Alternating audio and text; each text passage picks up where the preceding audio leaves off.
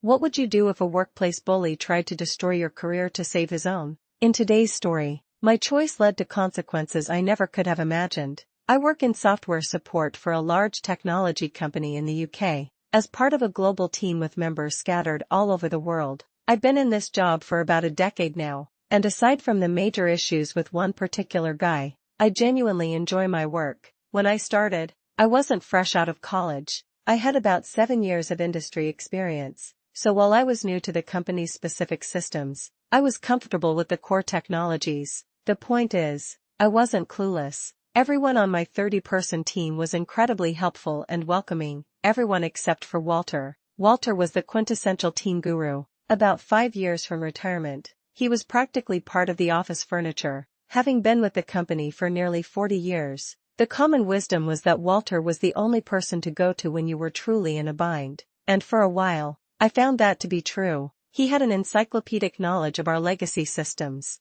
Things were good, and I got to know the team well over phone calls. My best friend at work was a woman named Clara. She was a similar age to Walter and, in my opinion, every bit as knowledgeable as he was. One day, Clara and I were chatting when she mentioned she'd once met Walter in person a few years prior at a tech conference in New York. Since they are both based in the US, she told me he had serious health problems because of his weight, which was around 450 pounds, and that he was often on oxygen and medication at home. His entire plan was to just hang on until he could take early retirement, securing his medical insurance for good. It sounded like a reasonable plan at the time. The problems began about 2 years into my job. The company started moving in a new direction, offering a whole new suite of applications to our customers. We were all trained on the new tech, and I saw it as a great equalizer. Since no one had experience with this new software, I was on equal footing with everyone, including the veterans.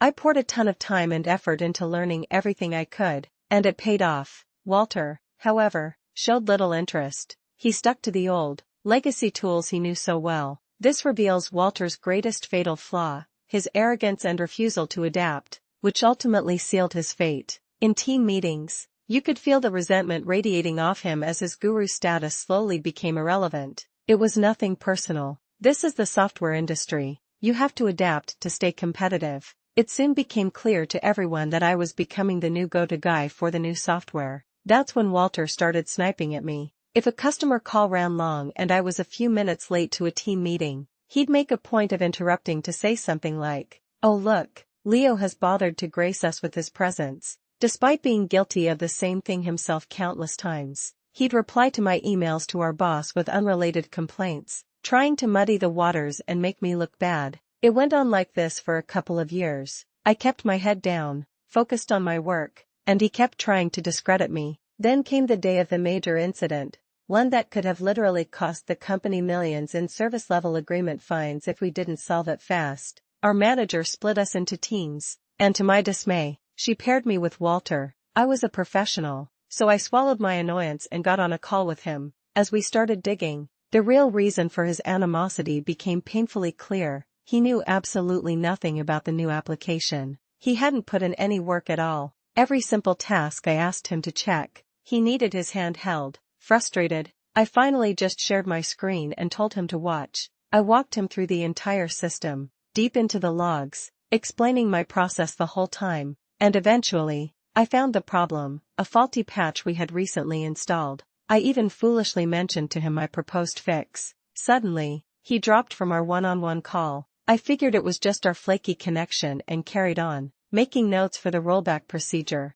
which needed approval from a senior manager. I wasn't worried. Bad patches happen. I rejoined the main incident call, which had over 100 people on it, including managers several levels above me. The second I did, the incident manager absolutely destroyed me. Walter, it turned out, had rejoined the main call right after leaving mine. He told everyone that the outage was my fault, an error I had made during deployment. He then presented my discovery as his own and claimed that he had told me the correct fix, but that I had recklessly refused to implement it. Walter made a foolish decision at that moment, completely unaware that this single act of betrayal would lead to his own downfall. I was incandescent with rage. He had taken the solution I literally showed him and used it to paint me as a reckless, incompetent idiot. Because of his 40-year reputation, The senior managers who didn't know our team's new dynamic believed him. Despite my own manager's protests, I was officially disciplined and given a verbal warning. Walter, meanwhile, was hailed as a hero. He was publicly congratulated for steering the company away from disaster and even given a formal commendation.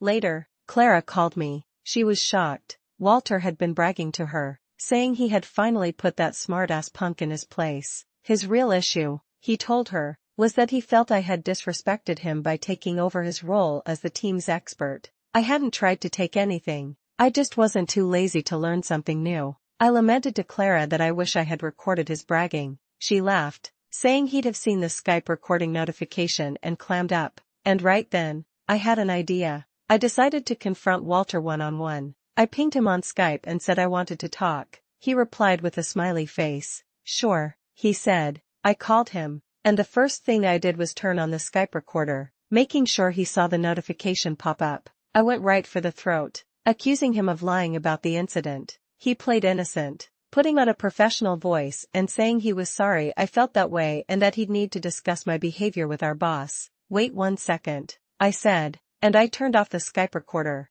The little red recording notification vanished. Okay, I said calmly, Skype isn't recording anymore. You and I both know exactly what you did. With the recording light off, Walter's arrogance surged, believing he was untouchable. He failed to realize his opponent was no longer playing by the same rules. His entire demeanor changed. The mask slipped. I was perfectly in my rights to put you in your place. He spat. You need to respect the longer-serving people in jobs like this. I'd do it again in a heartbeat. I didn't hold back. I called him a dinosaur who refused to move with the times and just wanted to coast to retirement without doing any real work. He admitted it. I'm a couple of years away from retirement, he said. I'll be damned if I'm going to bust my ass for some shiny new software. Speaking of new software, I said, my voice cold as ice. Have you ever heard of OBS? Of course, he hadn't. You should Google it, I told him, and I hung up the call. OBS, for those who don't know,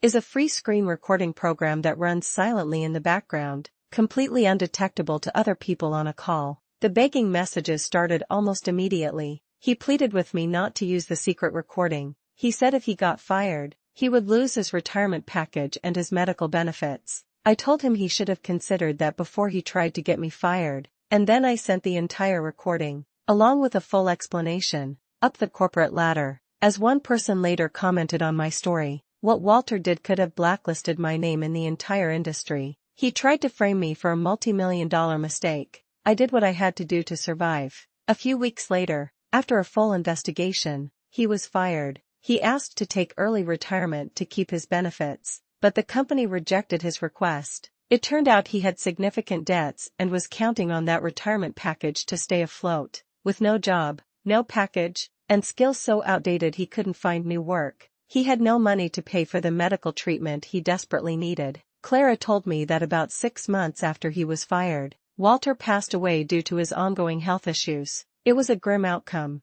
but as another commenter pointed out, it was almost a form of karmic justice. In some legal traditions, a false witness faces the exact same punishment they intended for their victim. Walter tried to end my career for the rest of my life, and in the end, that's what happened to him. I felt conflicted for a long time. Sharing that recording obviously contributed to his death. He was a young guy trying to build my career, and he actively tried to destroy me. He was old enough and should have been wise enough not to play such childish, destructive games. If I'd known for certain he'd be dead as a result, I might have done things differently. It's something that stays with me. But maybe the one positive to come out of all this is that the cycle of bullying was broken. I'm still at the company, and I can tell you I will never treat a new employee the way he treated me. The whole experience taught me a brutal lesson about the workplace, but it leaves me with a question for all of you. When you're pushed to the brink, where do you draw the line between self-preservation and revenge? Let me know what you think in the comments.